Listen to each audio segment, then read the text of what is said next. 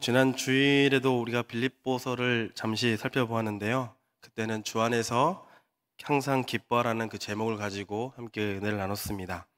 우리가 기뻐할 수 있는 이유는 우리가 하나님의 계획과 섭리 가운데 주님께 속한 그런 사람이라는 그 사실 때문에 우리가 기뻐할 수가 있고, 우리 교회 공동체가 영원한 생명이 있는 그곳에서 함께 우리가 살아갈 형제 자매이기 때문에 우리가 또 기뻐할 수 있고, 또 우리가 서로를 사랑하고 관용을 베풀면서 서로 협력하는 하나의 공동체이기 때문에, 그리고 함께 성장하는 공동체가 되기 위해서 우리가 또 노력함으로써 우리 안에서 기쁨으로 신앙생활을 할 수 있다고 이렇게 좀 말씀을 전했습니다. 3일 동안 기쁨으로 신앙생활을 하기 위해서 여러분은 어떤 노력을 해보셨습니까? 또 지금 여러분의 마음속에서는 기쁨이 충만하게 계십니까? 잘 안 되어도 괜찮습니다. 또 사랑을 나누고 우리가 또 관용을 베풀어 보면 됩니다. 그러다 보면 우리 안에서 기쁨이 넘칠 줄로 믿습니다. 오늘은 어쩌면 기쁨의 2탄이라고 할 수 있겠습니다. 오늘은 고난에서도 기뻐하는 방법에 대해서 잠시 은혜를 나누고자 합니다. 여러분은 어떤 인생을 살고 싶으신가요?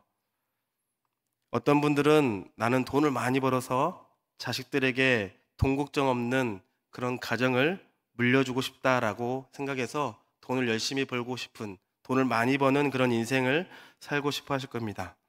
또 어떤 분들은 내가 목표를 하고 해보고 싶었던 일들을 꼭 해보고 싶은 그런 인생으로 살고 싶어 합니다. 요즘 사람들에게 어떤 인생을 살고 싶습니까? 라고 물어본다면 이런저런 이유도 많이 말하지만, 한마디로 말하자면 나는 행복한 인생을 살고 싶습니다 라고 대답을 할 것입니다. 학생이 열심히 공부하는 이유가, 또 직장인이 열심히 일하는 이유가, 우리가 돈을 많이 벌고 성공을 원하는 이유가 바로 이 땅의 삶에서 행복한 삶을 살기 위한 그런 방편으로 생각을 합니다. 대통령 선거 때만 되면, 또 국회의원 선거 때가 되면 후보자들이 공약을 많이 내셉니다. 이 공약을 한마디로 요약한다면 국민이 행복한 나라를 만들겠다고 이렇게 외칩니다.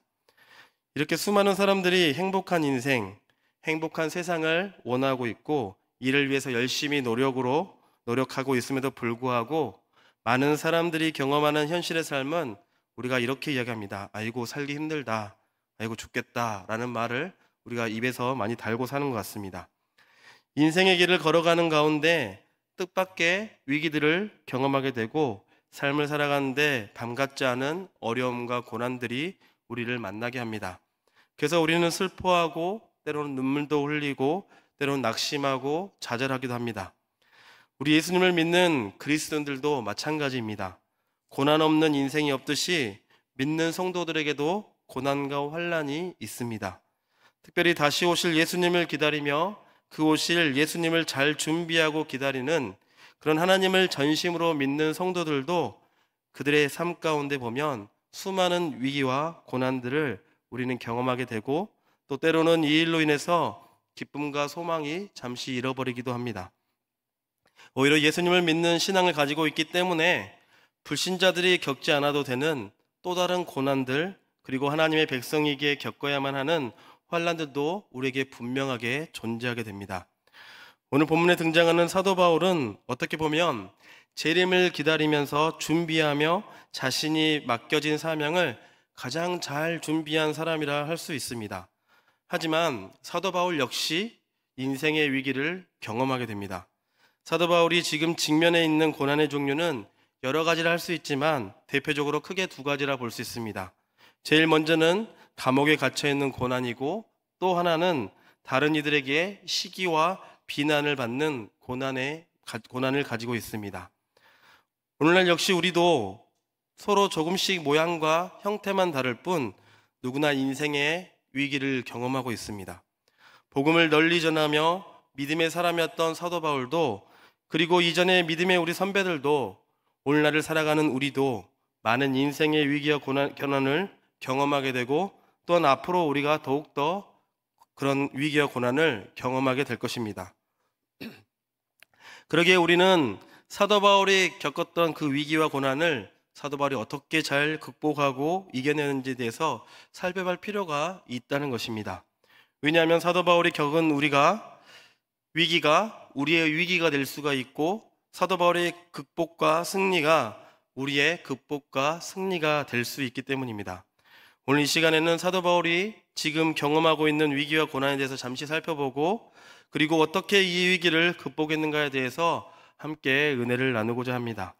먼저 사도 바울은 감옥에 갇힌 위기를 경험하고 있습니다. 오늘 본문 12절과 13절 말씀해 보니까, 형제들아, 내가 당한 일이 도리어 복음 전파의 진전이 될 줄을 너희가 알기를 원하노라. 이러므로 나의 매임이 그리스도 안에서 모든 시위대 안과 그 밖에 모든 사람에게 나타났으니 라고 말씀합니다. 지금 사도 바울은 복음을 증거하다가 로마 감옥에 갇혀 있습니다. 생명을 다해 바쳐서 성실히 하나님의 일을 잘 감당하는 이 사도 바울이 감옥에 갇혀 있다는 것에 대해서 여러분은 어떤 생각이 드십니까? 저는 처음 이 내용을 접했을 때 이런 생각을 해보았습니다.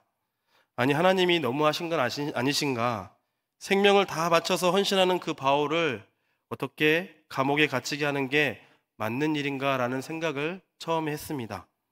저뿐만 아니라 우리는 하나님을 위해서 헌신하고 열심을 내면, 생명을 바치고 힘을 다해서 내 삶을 바쳐서 하나님의 일을 감당한다면 그 일에 대해서 우리는 당연히 성공을 거두어야 하고 만사가 형통케 될 것이라고 우리는 생각을 합니다. 아니, 반드시 그렇게 되어야 한다고 우리는 믿습니다. 요한 3서 1장 2절 말씀에 보면, 사랑한 자여, 내 영혼이 잘됨 같이 내가 범사에 잘되고 강건하기를 내가 간구하노라 라고 말씀합니다. 예수님을 잘 믿으면 영혼 구원뿐만 아니라 세상의 물질과 건강까지 얻는다는 조용기 목사님의 삼박자 구원을 말할 때 많이 사용되는 구절이기도 합니다.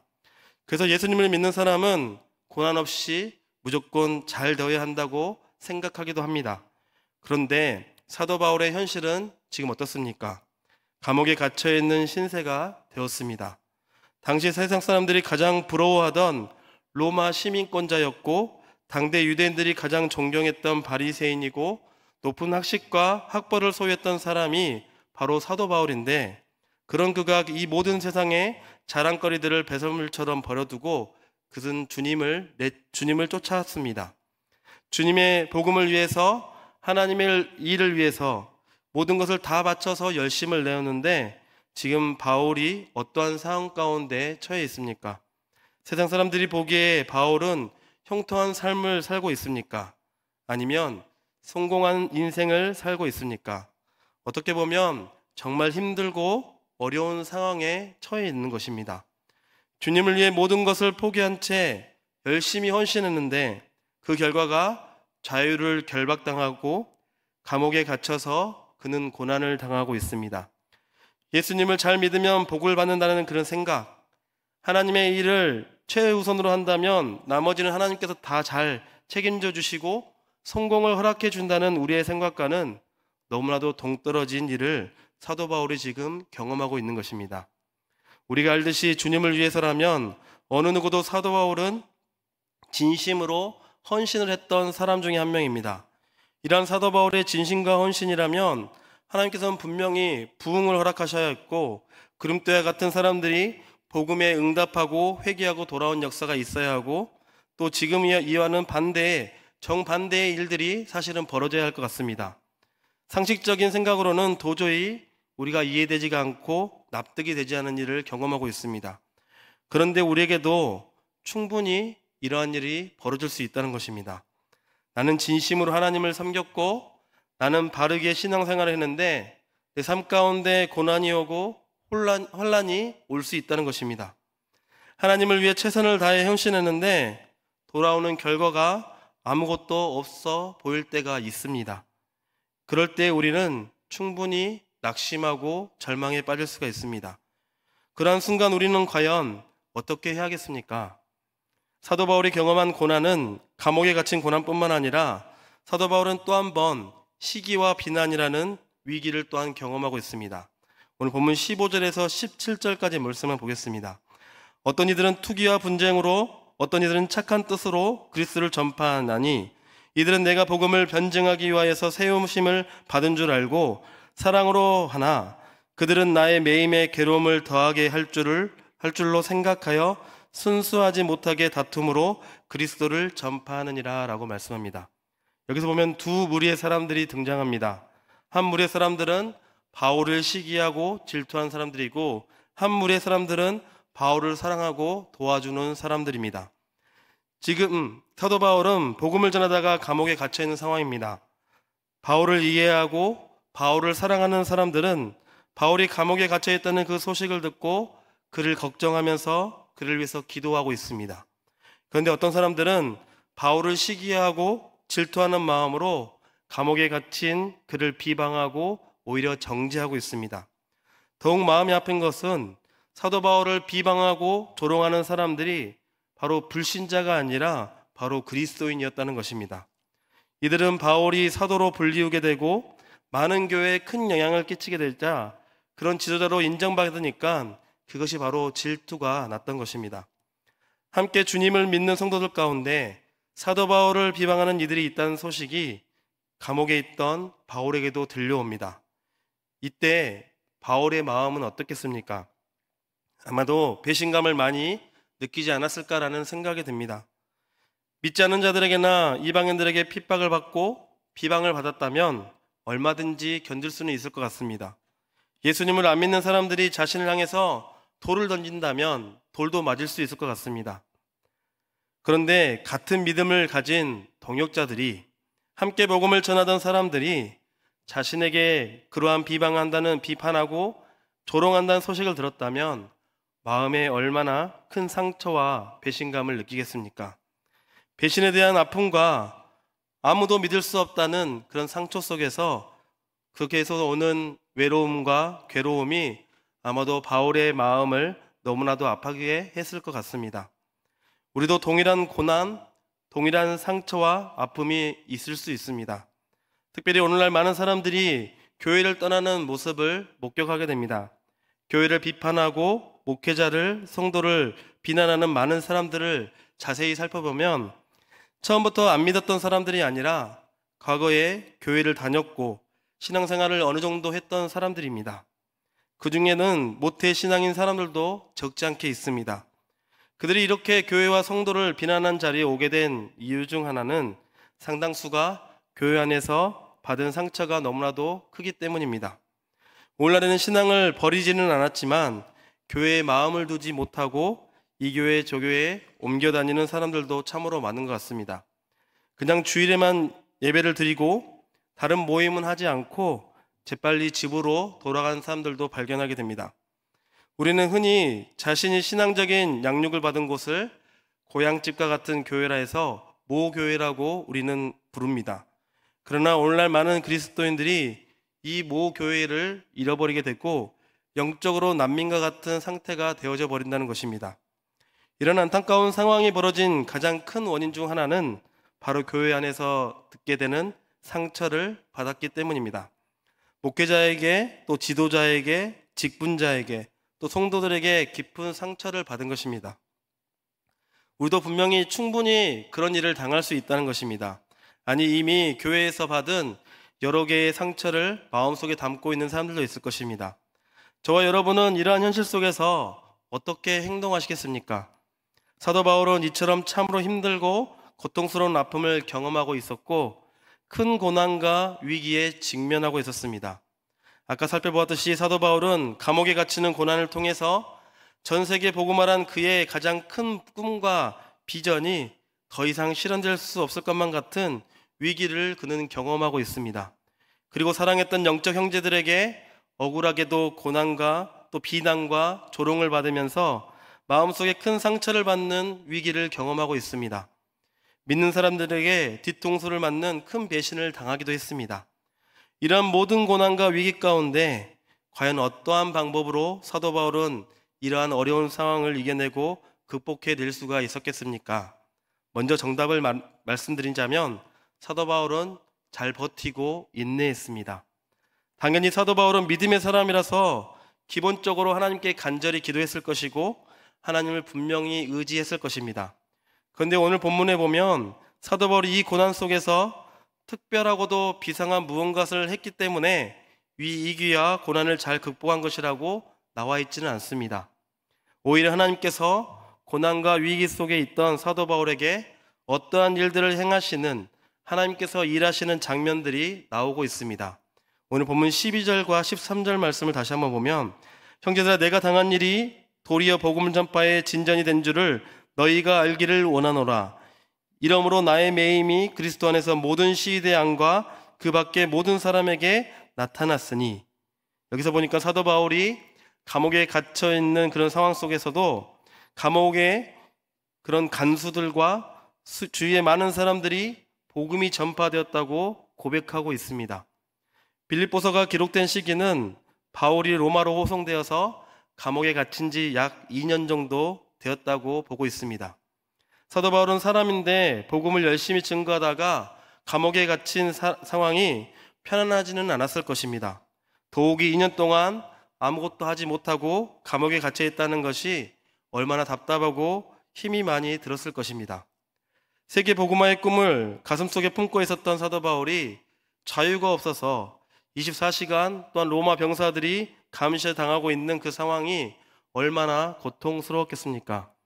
사도 바울은 분명 마음이 어렵고 무거웠을 것입니다. 여기까지가 바로 내가 할 일의 끝인가 라는 생각도 했을 것이고, 지금까지 헌신하고 고생한 내 모든 주님의 일이 물거품은 되는 것은 아닐까라는 생각도 했을 것이고, 이러한 걱정과 근심으로 2년 동안 아마 잠을 제일 잘 이루지도 못했을 것입니다. 그런데 이러한 상황 속에서 어떠한 일이 벌어지고 있습니까? 바울이 감옥에 갇힌 상황 속에서도 감옥의 간수들이, 시위대 병사들이 바로 예수님을 영접하는 역사가 일어납니다. 로마 제국의 수도 한복판 한가운데 많은 이들이 복음을 듣게 되고 회심을 하는 일이 벌어지게 됩니다. 여기서 보면 바울을 감시하고 지키는 사람들을 시위대라고 표현하고 있습니다. 이 시위대가 로마 황제의 친위대인지 아니면 일반 로마 병사들인지는 대해서는 정확하게 알려지지 않았지만, 적어도 로마 시민권자이기 때문에 로마 황제에게 재판을 받기 위해 대기했던 바울은 일반 감옥의 간수들이 지키지는 않았을 것입니다. 최소한 로마 정부로부터 직접 파견된 전문 병사들이나 어느 정도 직책과 신분이 보장된 병사들이 사도 바울을 지키고 감시한 일을 감당했을 것입니다. 사도 바울은 기회가 된 대로 자신을 감시하고 지키는 시위대 사람들에게 복음을 증거했고, 어느새 적지 않은 시위대 사람들이 이제는 예수님을 믿게 되는 놀라운 일이 벌어지는 것입니다. 사도 바울은 재판을 받기 위해서 국가에서 자신의 거주지에 감금되는 형벌인 가택연금, 그런 형벌 상태에 있었습니다. 집안에서는 자유롭게 움직일 수 있었지만 집 밖으로는 나갈 수 없었습니다. 또한 사도 바울을 섬기기 위해서 정해진 소수의 사람들은 출입이 가능할 수 있었겠지만, 다른 모든 외부의 사람들이 출입한다는 것은 사실 쉽지 않았을 것입니다. 그런데 성경을 보면 사도 바울이 로마의 감옥에 갇혀있는 이 상태에서 많은 서신서를, 옥중서신이라고 하는데, 에필골몬, 바로 에베소서, 빌립보서, 골로새서, 빌레몬서를 옥중에서 쓰게 되었고, 이 서신서가 모두 여러 교회에 잘 전달도 되었습니다. 또 생각보다 많은 사람들이 자유롭게 사도 바울이 갇혀있는 장소에 드나들었던 것도 발견하게 됩니다. 특별히 저번 주일에 위 목사님께서 2주간 빌레몬서를 다루셨는데, 빌레몬서에 보면 오네시모의 이야기가 나옵니다. 오네시모가 사도 바울에게 전도를 받고 그에게 신앙적 양육을 받은 그런 것도 나옵니다. 이렇듯 사도 바울은 사실 집 밖에 나갈 수는 없었지만, 자유가 억압되어 있었지만, 외부에서 상당히 자유롭게 사람들이 사도 바울을 만나기 위해서 드나들 수 있었던 것이 허용되었던 것을 우리가 알 수가 있습니다. 이 일이 가능했던 이유가 바로 그중 하나가 사도 바울을 지키고 감시하던 시위대들의 상당수가 사도 바울의 복음을 듣고 회심을 했기 때문이었습니다. 즉, 사도 바울은 자유를 결박당하고 로마의 병사들에게 감시와 둘러싸임을 받고 있었지만, 다른 한편으로는 복음으로 인해 회심하고 거듭난 시위대의 영적 형제들이 사도 바울을 지키고 있었던 것입니다. 사도 바울은 가는 곳마다 유대인들로 인해서 사실 핍박을 많이 받았습니다. 유대인들에게는 예수님이 하나님의 아들이요 메시아라는 그 사실이 이단적 사상으로 받아들여졌기 때문에 유대인들은 사도 바울을 잡아 죽이려고 했습니다. 그리고 우상을 파는 이방인 상인들도 역시 사도 바울이 전하는 복음 때문에 자신들의 장사에 타격을 입혔기에 사도 바울을 비롯해 그리스도인들을 매우 싫어했습니다. 이러한 상황 가운데 사도 바울이 로마 도시에 왔다는 것입니다. 그곳에서 평상시와 같이 만약 복음을 증거했다면 유대인들과 우상을 파는 장사꾼들에게 큰 핍박을 받을 수도 있었고 생명을 위협당하는 일도 분명히 겪을 수 있었을 것입니다. 그런데 지금 무려 2년 동안 로마의 병사들에게 둘러싸여서 오히려 그들로부터 안전하게 로마 도시의 중심에 자리 잡으면서 복음을 증거하는 역사가 일어났다는 것입니다. 더욱이 자신을 감시하는 병사들까지도 이제는 그리스도인으로 전도하기까지에 이르렀다는 것입니다. 이것은 참 놀라운 일이고 바로 하나님의 은혜라는 것입니다. 이제 시위대의 병사들은 사도 바울이 도망치지 못하게 지키는 간수의 역할을 감당한 것이 아니라 이들은 그리스도의 종이 되었고 또 사도 바울을 안전하게 지키고 그가 로마 사람들에게 복음을 증거할 수 있도록 돕는 동역자로서 사도 바울의 곁에 있게 되었다는 것입니다. 그래서 13절과 14절 말씀에 보니까 이러므로 나의 매임이 그리스도 안에서 모든 시위대 안과 그 밖에 모든 사람들에게 나타났으니 형제 중 다수가 나의 매임으로 말미암아 주 안에서 신뢰함으로 겁없이 하나님의 말씀을 더욱 담대히 전하게 되었느니라 라고 고백하고 있습니다. 사도 바울이 감옥에 갇힌 일이 오히려 자신을 지키는 시위대와 주변의 복음을 전파하는 일에 오히려 도움이 되었다고 고백하고 있는 것입니다. 세상의 눈으로 볼 때는, 인간적인 생각으로 볼 때에는 도저히 설명할 수 없는 놀라운 방법으로 하나님께서 일하고 계시다는 것을 지금 사도 바울이 증거하고 있습니다. 오늘 본문 17절과 18절 말씀에 보면 그들은 나의 매임에 괴로움을 더하게 할 줄로 생각하여 순수하지 못하게 다툼으로 그리스도를 전파하느니라. 그러면 무엇이냐? 거칠어로 하나 참으로 하나 무슨 방도로 하든지 전파되는 것은 그리스도니 이로써 나는 기뻐하고 또한 기뻐하리라 라고 말씀합니다. 감옥에 갇힌 위기 말고도 사도 바울은 시기와 비난의 위기를 경험하고 있었습니다. 믿는 사람들에게 위로가 아닌 배신을 당하고 손가락질을 당하는 그런 마음 아픈 상황을 경험했습니다. 그런데 이러한 가운데서도 어떠한 일이 벌어지고 있습니까? 사도 바울을 시기하고 질투하는 이들을 통해서도 하나님께서는 복음이 전파되게 역사하셨다는 것입니다. 우리는 흔히 성품과 인격적으로 세상에 흠이 없는 사람이 복음을 증거할 때 사람들이 회심할 수 있다라고 우리는 생각합니다. 그리고 그래야만 복음이 잘 증거된다고 생각합니다. 물론 맞는 말이기도 합니다. 그러나 하나님께서는 때로는 인격적으로 연약한 사람을 통해서도 복음을 증거케 한다는 것입니다. 사실 저와 같은 목회자라도 다 성격이 원만하고 대단한 성품을 가지고 있는 사람은 아닙니다. 부족함이 많은 사람들입니다. 그런데 하나님께서는 그러한 부족한 사람을 통해서도, 심지어는 사도 바울을 비방하는 사람들을 통해서도 복음이 증거되게 하고 전파되도록 역사하신다는 것입니다. 사도 바울은 이러한 사실을 바로 감옥에서 목격했습니다. 그래서 사도 바울은 지금 이렇게 고백하고 있는 것입니다. 나의 고난을 비웃고 조롱하는 이들을 통해서도 하나님께서는 하나님의 영광을 나타나게 하시고 복음이 잘 되어지도록 하나님께서는 역사하셨습니다 라는 이 고백을 했던 것입니다. 감옥에 갇혀 있으면서도 복음을 증거하며 감옥의 시위대 간수들까지도 전도했던 사도 바울이 참으로 대단해 보이기도 합니다. 자신을 감시하는 시위대 사람들까지도 자기 편으로 만든 바울의 능력이 참으로 부럽기도 합니다. 그리고 자신을 비방하는 자들까지 품으면서 그들이 하나님의 일을 하고 복음을 전하는 일을 하게 된다면 그것으로 감사합니다라고 여기는 이 사도 바울의 넉넉한 성품이 정말로 존경스럽기도 합니다. 이런 부분들을 우리가 분명히 본받아야 할 부분입니다. 그러나 우리는 이 가운데서 하나님께서 하신 일을 먼저 발견할 수 있어야 합니다. 사도 바울이 갇혀서 아무것도 할 수 없었던 그 상황, 지금까지 이룬 모든 것이 한순간에 무너져 버릴 것만 같았던 그런 환경 속에서 하나님은 여전히 살아계셔서 하나님의 일을 진행하고 계셨다는 것입니다.